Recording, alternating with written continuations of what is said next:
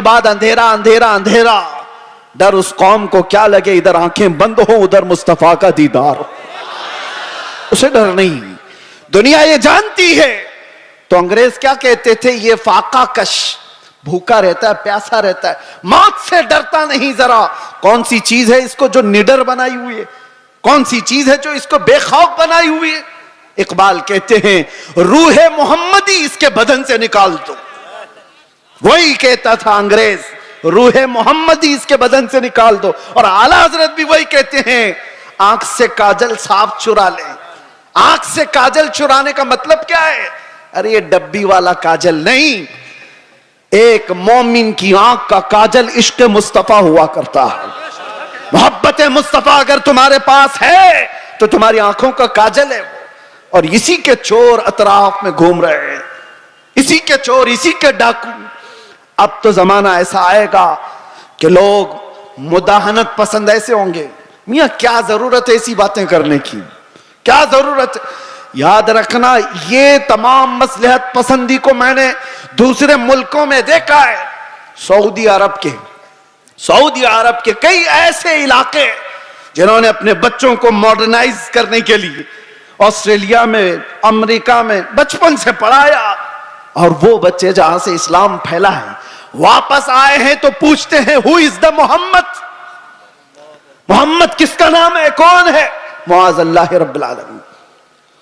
अगर इसी अंदाज से जिंदगी जीने का सलीका रहा तो बच्चे यही सब चीजें सवाल करेंगे। इसीलिए मेरे मुस्तफा करीम सल्लल्लाहु अलैहि वसल्लम ने फरमाया था, अल्लिमू औलादकुम सलासा खिसालिन, अपनी औलाद को 3 चीजों सिखा करके जाना। हुब्ब नबीकुम, सबसे पहली चीज अपने नबी की मोहब्बत सिखाओ। और दूसरे नंबर पर मेरे आका फरमाते हैं वह हुब्ब अहली बैतिही, हुजूर के अहले बैत की मोहब्बत सिखाओ। वह तिलावत अल कुरान अल करीम, तीसरी चीज ये कि हर बच्चे को कुरान की तिलावत सिखा के जाओ।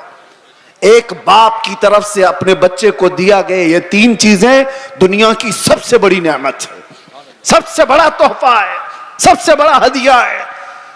इसीलिए मेरे अजीजों, बार बार हम हर स्टेज से ये अलल ऐलान तुम्हें पुकार पुकार कर कहते हैं, हुजूर पाक सल्लल्लाहु तआला अलैहि वसल्लम के नाम पर कोई समझौता ना करो, कोई मसलहत पसंदी ना करो, कोई दबाव, कोई समझौता नहीं। जो जान मांगो तो जान दे दें, जो माल मांगो तो माल दे दें, मगर ये हमसे कभी ना होगा नबी का जाहो जलाल दे दें।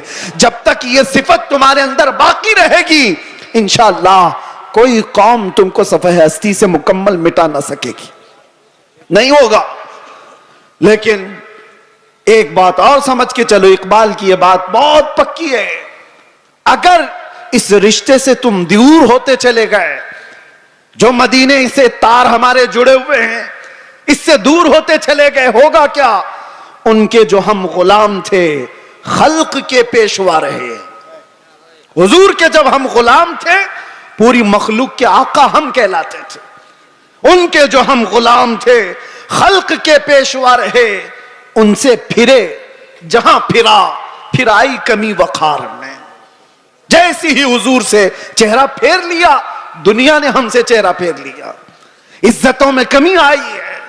आपको क्या लगता है ये इज्जतें आज हमें जो इस मिंबर पर बैठने की मिली हैं, ये हमारी पगड़ियों से मिली है, ये हमारे जुब्बों की वजह से मिली है? इससे बेहतरीन लोग भी पहनते होंगे। हमें जो इज्जतें मिली हैं इन पगड़ियों से नहीं, वो नाम मुस्तफा की बरकत है। आबरूए मां ज़नाम मुस्तफास्त, इकबाल ने कहा था हम सब की इज्जत और आबरू हुजूर के नाम से वाबस्ता है। और अगर हुजूर पाक सल्लल्लाहु तआला अलैहि वसल्लम की इज्जत ही ना रही तो हम अपनी इज्जत का क्या करेंगे? हमारी कोई अपनी इज्जत नहीं। हमें दुनिया हुजूर पाक सल्लल्लाहु तआला अलैहि वसल्लम के गुलाम की हैसियत सी पहचान थी, और इस पहचान को जिंदा रखना यह हमारा फरीजा है। इस पहचान को बाकी रखने में हम हर कसर पूरी करें। इसीलिए मैंने कहा था अभी चंद दिनों कबल, आपके सामने दोहराता हूं, चंद दिनों पहले, वो तो मैं बाहर आने के बाद कैद से पहली मर्तबा बंगाल आपके सामने आया हूं, लेकिन आपको एक बात बता रहा हूं, अभी मैंने कहा अंग्रेजों के मुतालिक हमारी जुबान से निकल जाता है कुत्ते का लफ्ज, निकल जाता है, और सबको पता है। इसी बात पर मुझे 8 महीने अंदर रख दिया। मैं कहता हूं, मेरे अजीजों, अलल ऐलान कहता हूं, दुनिया को, सबको कहता हूं, अगर तुम्हें कहना है मुझे एक बार नहीं 1000 बार कुत्ता कहो, दरबारे रिसालत का, मोहम्मद अरबी का, हमें जरा बराबर भी फर्क नहीं पड़ेगा, बल्कि हम तो उसको दुनिया का सबसे बड़ा लक़ब समझेंगे, सबसे बड़ी इज्जत है। सगे तैबा सब मुझे कह कह के पुकारे बेदम, यही रखियो मेरी पहचान मदीने वाले, यही रखियो मेरी पहचान मदीने वाले। मैं तुमसे पूछता हूं, अगर तुम्हें बारगाह मुस्तफा का कुत्ता कहा जाए तो किसी को शर्म आएगी? किसी को ऐब लगेगा? वजह यह है कि हम इन निस्बतों पे फख्र करते हैं। मैं उनसे कहता हूं, तुम्हें अगर इस बात पर शर्म आती है तो ऐसी निस्बतों को छोड़ो। जिनको यह लगता है, ऐब लगता है, वो इन निस्बतों को छोड़े। आए जहां पर बंदा हुजूर के दरबार में अपने आप को कुत्ता भी कहता है तो उसे फख्र महसूस होता है, लेकिन इसका मतलब ये नहीं। हमने बारगाह मुस्तफा में अपनी निस्बतें खाकिस्तर होने के अंदाज से पेश तो की, मगर मेरे मुस्तफा की गैरत देखो।